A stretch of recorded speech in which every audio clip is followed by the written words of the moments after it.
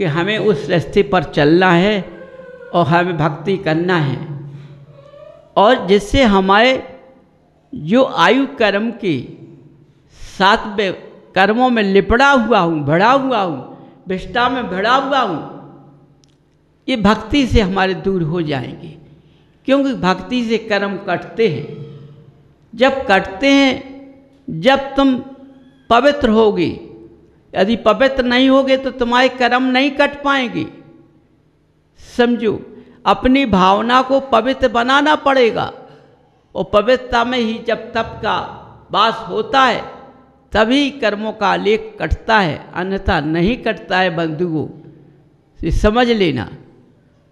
क्योंकि जब कुबरू माने कुदेवों का वास होता है, कुबुद्धि का वास होता है, और ये भक्ति की जाए तो ये कुबुद्धि में बदल जाएगी, कुकुदेव में भक्ति चली जाएगी, और तुम्हारा आचरण बिगड़ जाएगा, तुम्हारा रहने वाला आचरण खराब हो जाएगा, तुम नीचे की ओर चले जाओगे। इसलिए मन पवित्रता से भक्ति करना चाहिए, क्रोध मान कसाय से भक्ति नहीं करना चाहिए। समझो बंधुओं, हर चीज़ बचने के लिए होती है। तुम अग्नि समकते हो, हैं कि अग्नि जलती है, ज्वाला जलती दिखाई देती है ना। देखो, वो एक धनकती ज्वाला वो किसी को दिखाई नहीं देती है ना। तो असली ज्वाला धनकती खराब होती है, खिलती हुई ज्वाला तो बुझ जाती है, लेकिन धनकती हुई ज्वाला कभी नहीं बुझती है। ये समझ लेना भाई बंधु, ये अंदर से जलती है, शरीर को जलाती है। कितना भी तुम खाते जाओगे, ले शरीर को जला देगी, खाक कर देगी जला कर, और नीचे गिरा देगी। इसलिए इस धनकती हुई ज्वाला से हमेशा बचना चाहिए। क्रोध मान कसाय से हमेशा बचना चाहिए। किसी के प्रति क्रोध वासना नहीं करना चाहिए, किसी के प्रति मान नहीं करना चाहिए। मान बहुत खराब होता है, स्वयं गिरा देता है।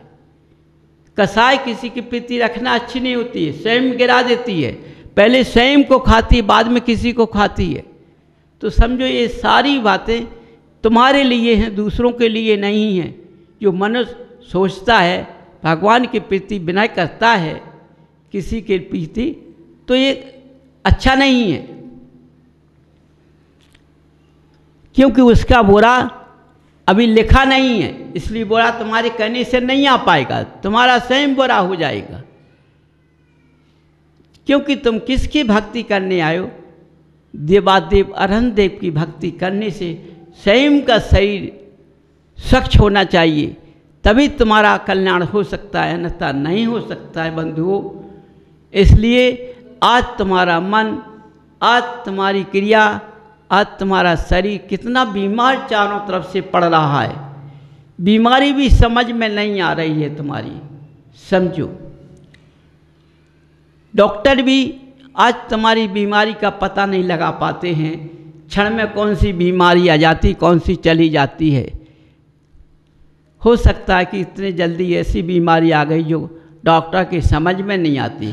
तो समझो हमारा समय अच्छा नहीं है, हम गलत रास्ते पर हैं, तो भगवान से विनती करो, क्षमा मांगो, विनय करो उसी स्थान पर कि क्योंकि आप चलने लायक नहीं हैं, तो आप कर सकते हैं विनती,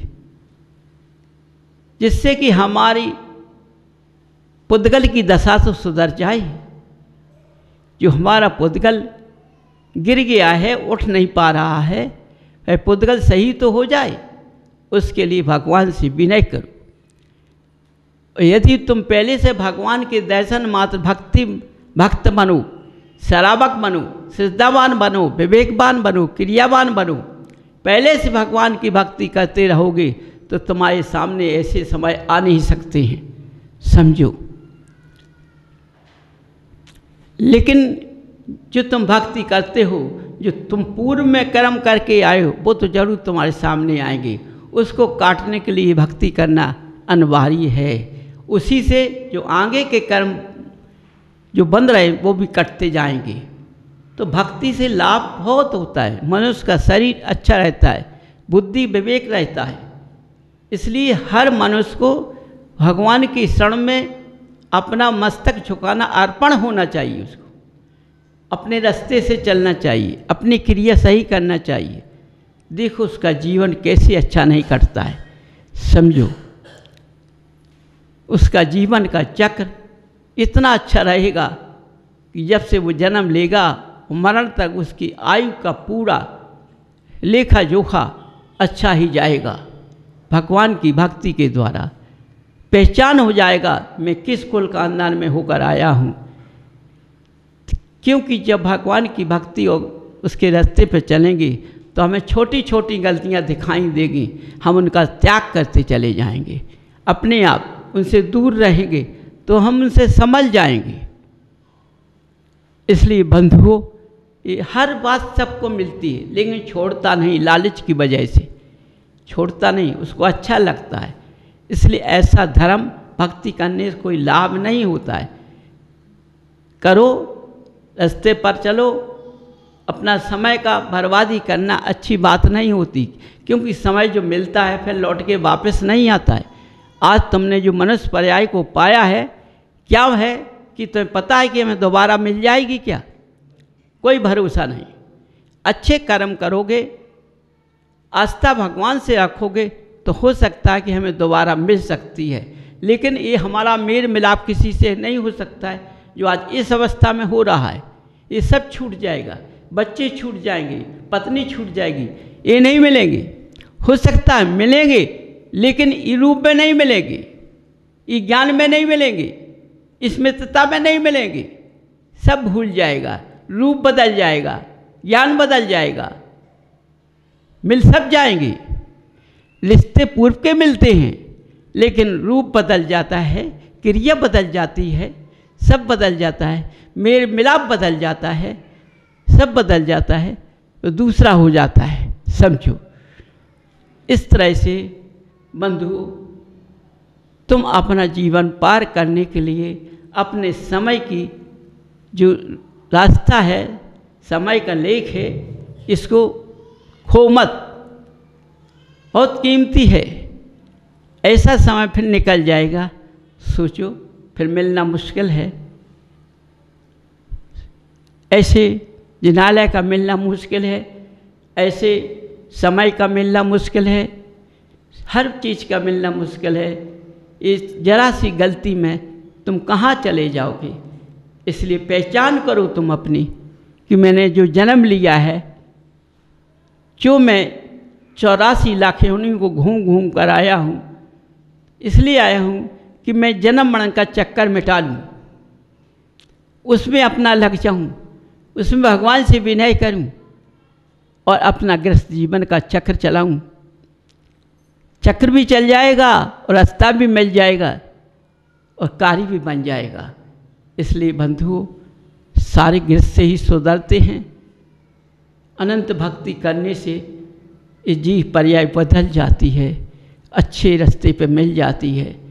स्वर्ग में जाकर देव वासना की वास करता है भक्ति करने से। फिर आयु कर्म साथ जन्म ले करके फिर इसी मनुष्य पर्याय से फिर चला जाता है।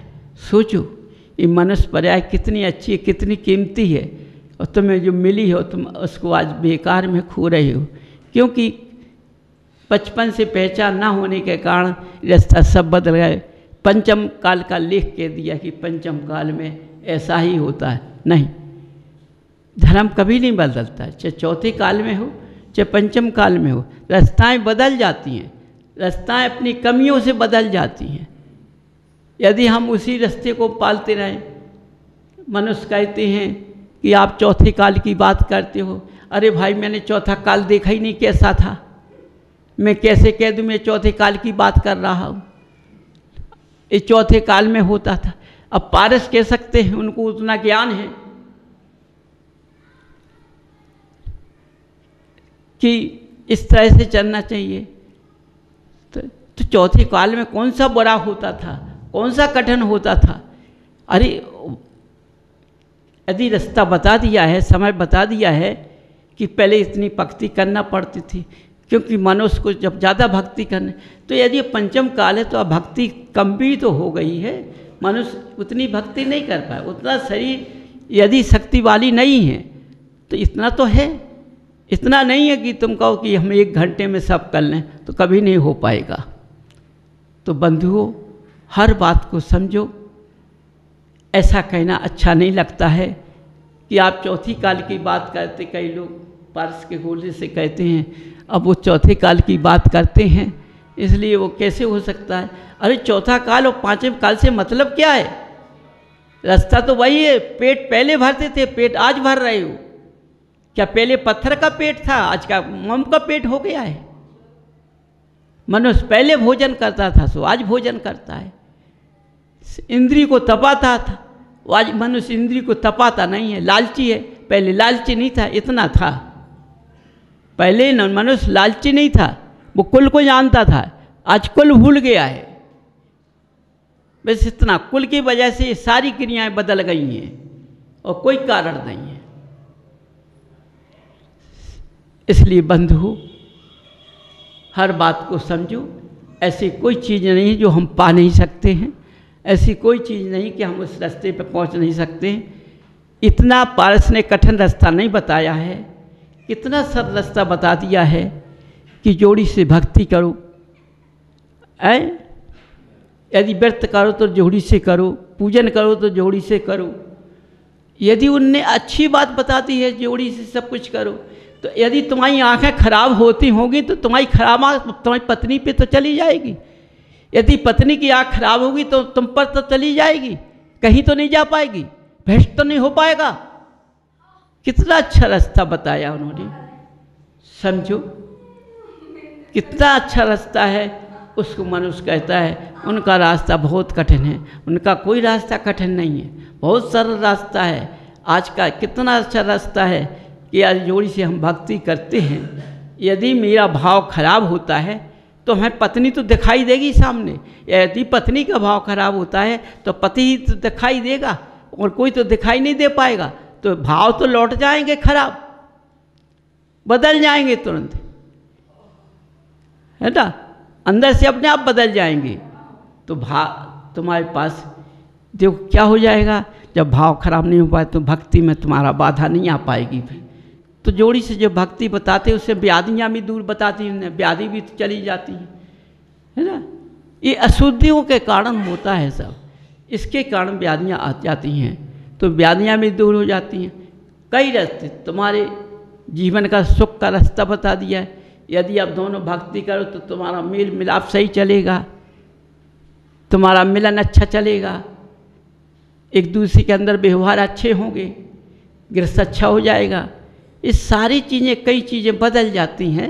उन्होंने उस रास्ता को ढूंढा है और ढूंढ के तुम्हारे पास रख दिया है ना। तो मनुष्य, ज्ञानी मनुष्य क्या कहते हैं, ऐसा तो कहीं लेख नहीं है। तो लेख कहाँ नहीं है बताओ, किस जगह ये लेख नहीं है कि जोड़ी से पूजन किया जाए, जोड़ी से विधान में खड़ा हुआ जाए, है ना।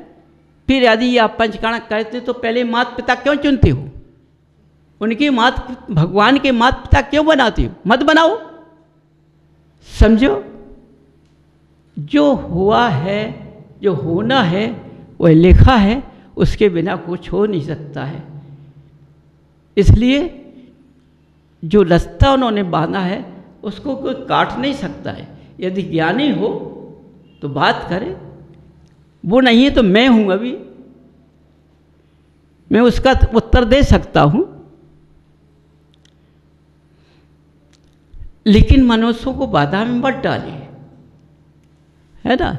यदि तुमको पसंद नहीं है जोड़ी से पूजन करने की तो लेकिन उसका खंडन मत करें।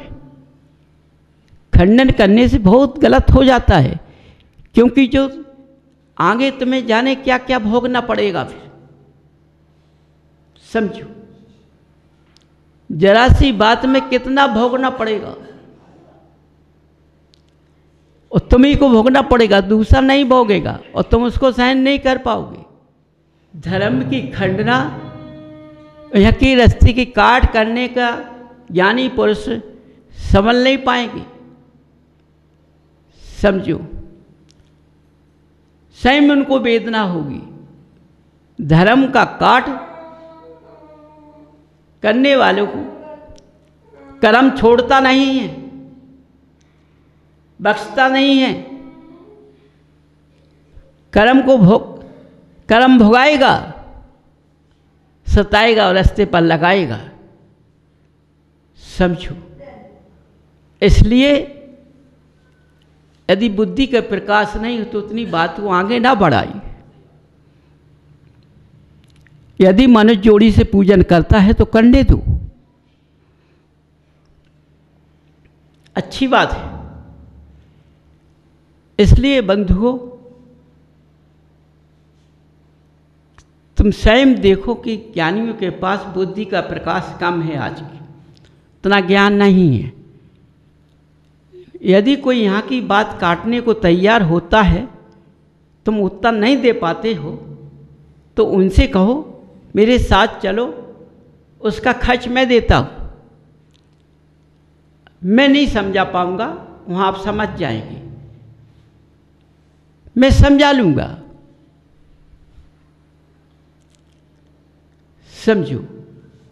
और मैं नहीं समझ पाऊँगा, मैं हमारी बात से नहीं समझ, तो मैं उनके समझ में आ जाऊँगा, समझो। लेकिन उनके कहने के अनुसार रास्ते का मत त्याग कर देना। किसी के कहने से अपना रास्ता मत काट देना, यहाँ की विधि को मत छोड़ देना, समझो। यहाँ जो विधि बताई जाती है वो गलत नहीं बताई जाएगी। इसलिए बंधुओं, जिस तरह से भक्ति बताई जाती उस तरह से अपनी भक्ति कीजिए, धर्म की रास्ता पर चलिए, उसमें तुम्हारा सुधार होगा, तुम्हारा कल्याण होगा। माड़ी विराम करता हूँ।